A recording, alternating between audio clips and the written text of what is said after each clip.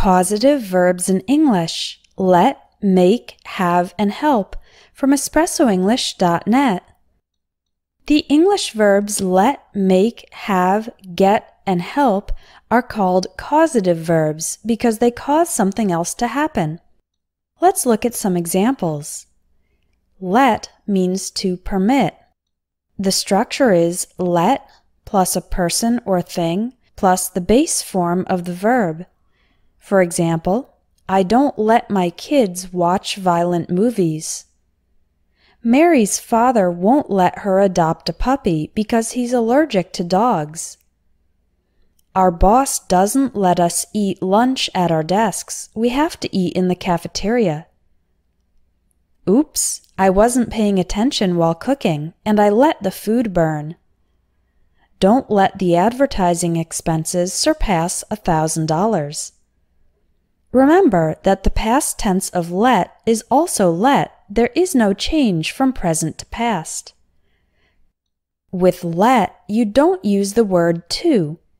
The verbs allow and permit are more formal ways to say let, but with these, we use to plus the verb. For example, I don't allow my kids to watch violent movies. Our boss doesn't permit us to eat lunch at our desks.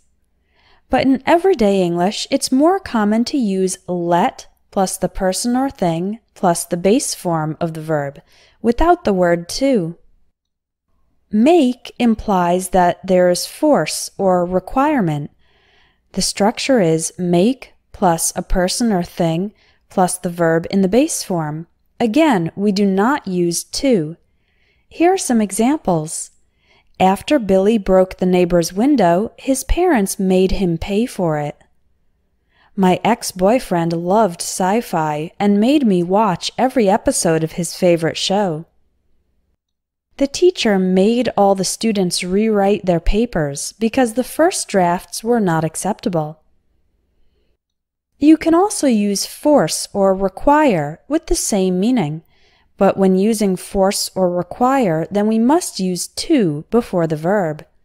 For example, the school requires the students to wear uniforms. Require often implies that there is a rule. The hijacker forced the pilots to take the plane in a different direction. Force often implies violence, threats, or extremely strong pressure. Next, there's the verb have, which often refers to giving responsibility for a task. We can use it in two ways. We can have a person do something, have plus person plus the verb in the base form. Or we can have something done, have plus the thing plus the verb in the past participle. Let's look at some examples. I'll have my assistant call you to reschedule the appointment. The businessman had his secretary make copies of the report. I'm going to have my hair cut tomorrow. We're having our house painted this weekend. Bob had his teeth whitened. His smile looks great. My washing machine is broken. I need to have it repaired. Informally, we often use get in these situations. For example, I'm going to get my hair cut tomorrow.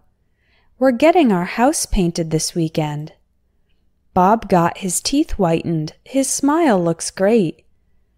My washing machine is broken. I need to get it repaired. We can also use get to refer to convincing or encouraging a person to do something. And in this structure, we use get plus the person plus to and then the verb. For example, how can we get all the employees to arrive on time? My husband hates housework. I can never get him to wash the dishes. I was nervous about eating sushi, but my brother got me to try it at a Japanese restaurant. The nonprofit got a professional photographer to take photos at the event for free. Finally, we have help, which means to assist. The structure is help plus a person, and then we can use to, or we can just use the base form of the verb. For example, he helped me carry the boxes, or he helped me to carry the boxes. Reading before bed helps me relax. Reading before bed helps me to relax. Both forms are correct, but it's more common to use help without the word to.